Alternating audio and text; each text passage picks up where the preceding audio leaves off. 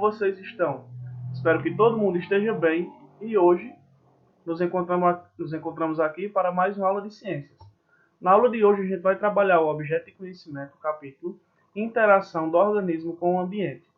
A gente vai estudar como o nosso organismo e o organismo de outros animais interagem com o ambiente, certo? E quais os órgãos responsáveis por isso.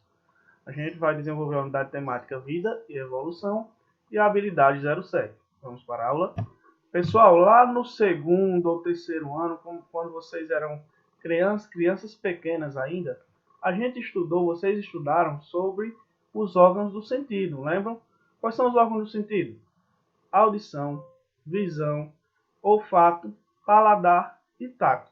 Hoje a gente vai continuar esse estudo, mas de uma maneira mais detalhada, entendendo os processos que acontecem.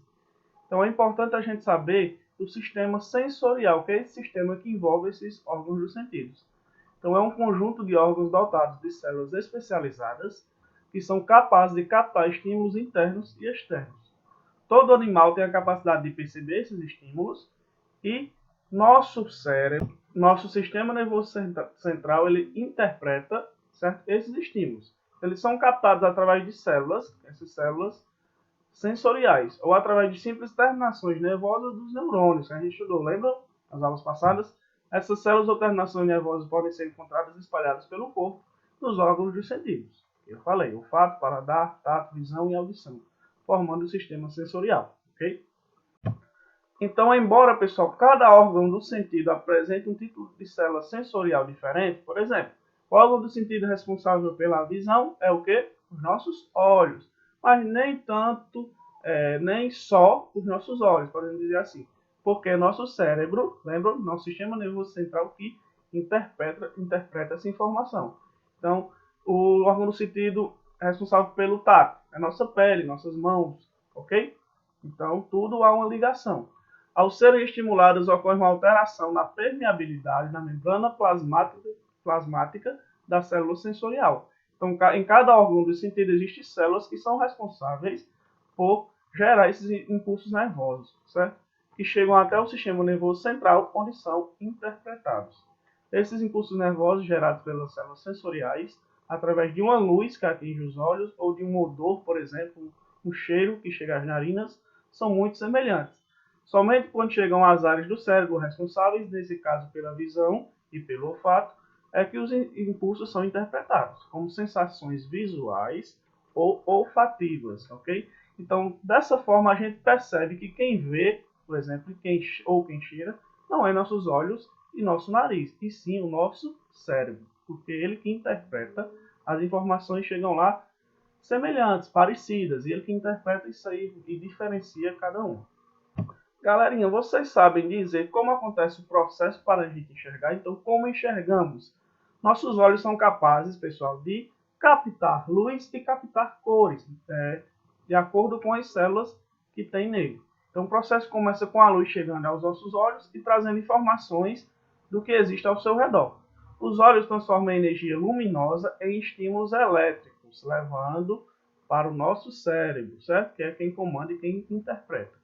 Por fim, o cérebro interpreta esses estímulos formando a imagem. Observe o caminho da luz, certo? Nos nossos olhos. A luz chega na córnea, certo? Nosso olho passa pela pupila, humores, no cristalino do nosso olho, vai para a retina e assim para o cérebro, ok? Para interpretar e gerar a imagem que a gente enxerga.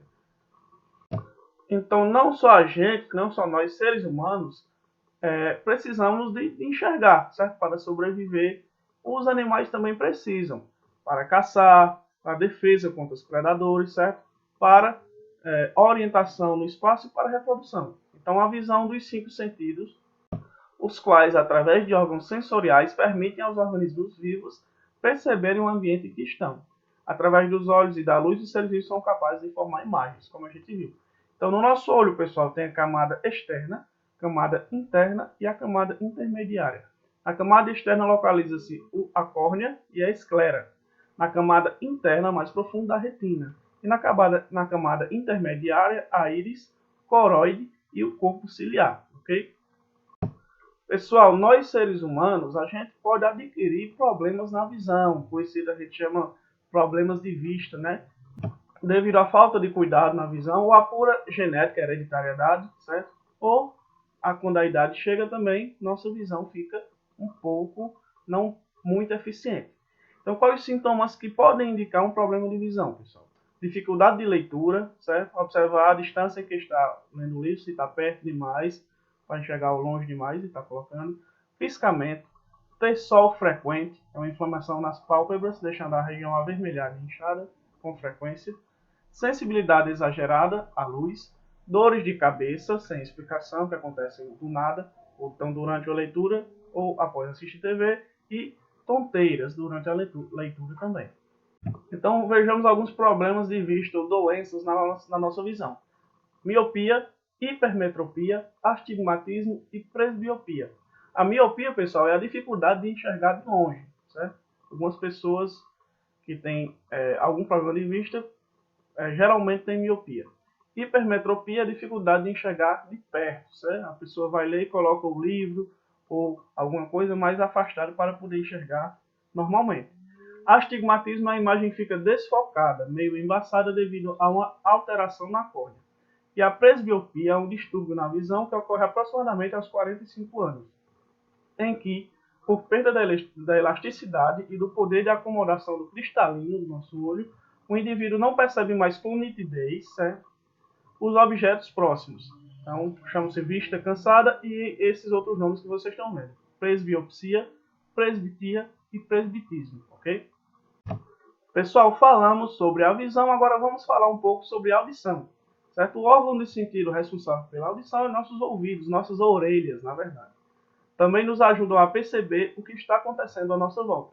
Além de perceberem os sons, eles também nos dão informação sobre a posição do nosso corpo no espaço. Então, são parcialmente responsáveis por nosso equilíbrio. Quer dizer que a audição está totalmente relacionada ao equilíbrio do nosso corpo. Por possuirmos duas orelhas, uma de cada lado da cabeça, conseguimos localizar a que distância se encontra o emissor do som. Então, a gente consegue, se a pessoa ou qualquer coisa está falando, está emitindo som perto ou longe. Percebemos a diferença da chegada do som nas duas diferentes orelhas. Nossas orelhas captam e concentram as vibrações do ar, que o nosso cérebro interpreta como som. Ou melhor, as ondas sonoras que passam para a parte interna do nosso aparelho auditivo, que é as orelhas médias, onde a vibração do ar faz vibrar nossos tímpanos. As membranas que separam as orelhas externas das médias são os nossos tímpanos, ok? Então, como eu falei, galerinha, a orelha é responsável pela audição, mas também pode ajudar no equilíbrio, na orientação postural e no senso de direção da gente. Dentro da orelha interna há um equipamento de percepção de equilíbrio, os canais semicirculares, também chamados de labirinto, que são preenchidos por líquido, ok? O nosso cérebro interpreta a mensagem e comanda os músculos que atuam na manutenção do equilíbrio do corpo. Bem interessante, né, pessoal? Como o nosso cérebro é poderoso e consegue interpretar e comandar informações e estímulos tão rapidamente. Então, turminha do sexto ano, nossa aula hoje se encerra aqui. Na próxima aula a gente vai continuar falando sobre essa interação com o ambiente e o sistema sensorial. Vamos falar de paladar, certo? Olfato e tato, ok? Então, até a próxima aula e bons estudos.